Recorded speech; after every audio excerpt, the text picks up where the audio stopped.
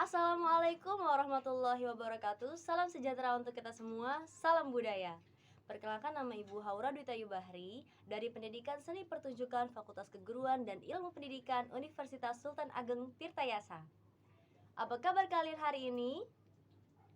Alhamdulillah, walau kita sedang menghadapi masa pandemi COVID-19, kita tidak boleh mengurangi motivasi kita untuk terus belajar, khususnya di mata pelajaran favorit kali ini, yaitu seni budaya. Kali ini kita akan membahas tentang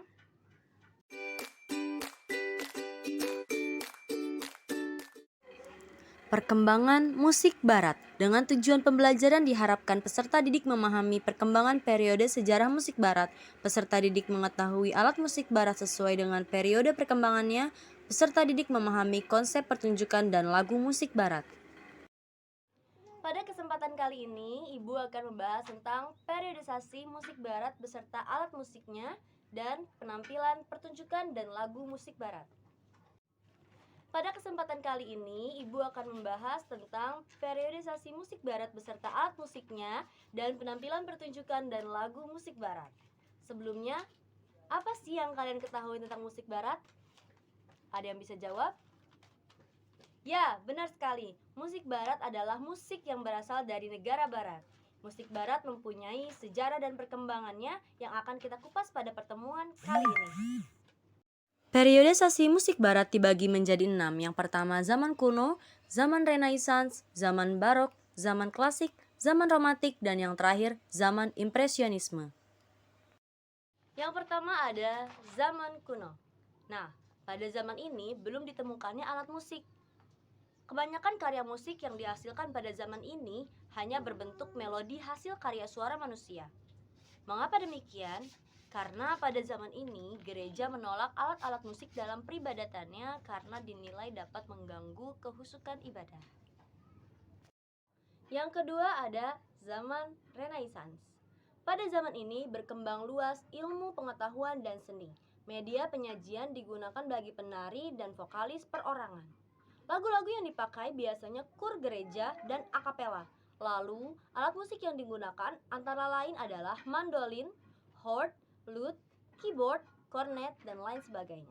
Dan untuk tokoh musik pada zaman Renaissance yang terkenal, salah satunya adalah Giovanni Pierluigi de Palestrina, periode 1525 sampai 1594. Selanjutnya ada zaman barok. Nah, pada zaman inilah dikenal sebagai awal gaya modern yang dimulai setelah abad ke-16. Pada abad ke-18 lah gaya barok murni mulai terlihat. Musik berjenis opera mulai sering dipertontonkan, sedangkan khusus konser masih khusus untuk kalangan bangsawan. Tangga nada mayor dan minor yang telah dikembangkan sejak zaman Renaissance mulai disatukan pada zaman ini untuk penggarapan musik instrumental. Perkembangannya mulai pesat. Di dalam orkestra, musisi mulai menggunakan alat musik seperti hobo, flute, keyboard, hingga alat musik petik. Lalu, dalam pertunjukan musik mulai digunakannya alat musik seperti biola dan trompet. Salah satu tokoh musik yang cukup ikonik pada zaman barok adalah Johann Sebastian Bach, periode 1985 sampai 1750. Keempat, terdapat zaman klasik. Nah, zaman ini di mana kemegahan budaya Yunani dan Romawi bersatu, bersifat homofon atau musik yang terdiri dari banyak suara yang dimainkan secara bersamaan, sehingga menghasilkan suatu komposisi musik yang menarik. Tokoh musik atau komponis yang menjadi ikon zaman klasik antara lain Wolfgang Amadeus Mozart periode 1756 sampai 1791 dan Ludwig van Beethoven dari 1770 sampai 1827. Dilanjut dengan zaman romantik. Zaman romantik ini ditandai dengan kegiatan bermusik lebih menonjolkan unsur timbre, ritme, melodi, dan harmoni. Jadi, karya yang dihasilkan lebih emosional dan dramatis. Karya musik pada zaman ini digunakan untuk pertunjukan konser di gedung opera. Permainan tunggal dengan alat musik piano juga sering dilakukan masyarakat pada zaman ini. Lalu, orkestra pada zaman romantik mulai didominasi oleh alat musik gesek ditambah alat musik seperti trombon dan harpa. Pembuatan partitur untuk ritme selalu dilengkapi tanda-tanda tempo yang memiliki berbagai modifikasi. Nah, tokoh-tokoh musik terkenal pada zaman romantik antara lain Frédéric Chopin 1810 sampai 1849 dan Johann Strauss 1804 sampai 1849.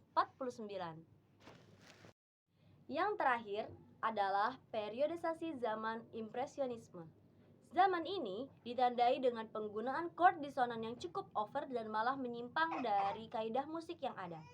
Zaman Impresionisme itu peralihan dari romantik ke modern, tepatnya pada awal abad 20. Alat musik yang digunakan seperti flute dan klarinet digunakan untuk register rendah, sementara itu biola digunakan untuk nada tinggi.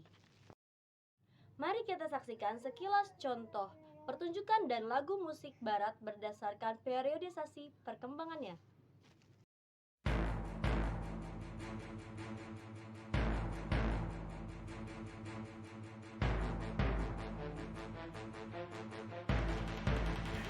Berikut ini kita simak contoh lagu dari zaman klasik. Silakan menyaksikan.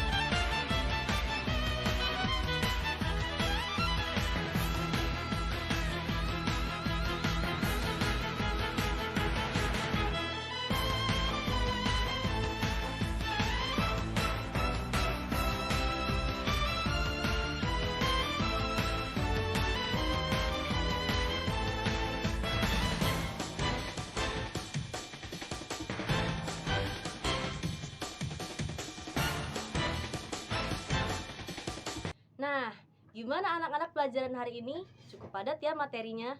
Ibu mau nanya nih, periodisasi musik barat yang paling pertama yaitu zaman? Ada yang bisa jawab? Nah, benar sekali, zaman kuno. Wah, ternyata antusias kalian di pelajaran hari ini sangat bagus ya. Untuk mereview pelajaran hari ini, Ibu nanti beri tugas di Google Formulir ya. Linknya nanti Ibu share di kolom deskripsi di bawah ini. Ibu harap materi yang disampaikan hari ini dapat dimengerti dan dipelajari dari rumah. Cukup sekian pelajaran hari ini. Tetap semangat dan terus berkarya. Salam budaya. Wassalamualaikum warahmatullahi wabarakatuh.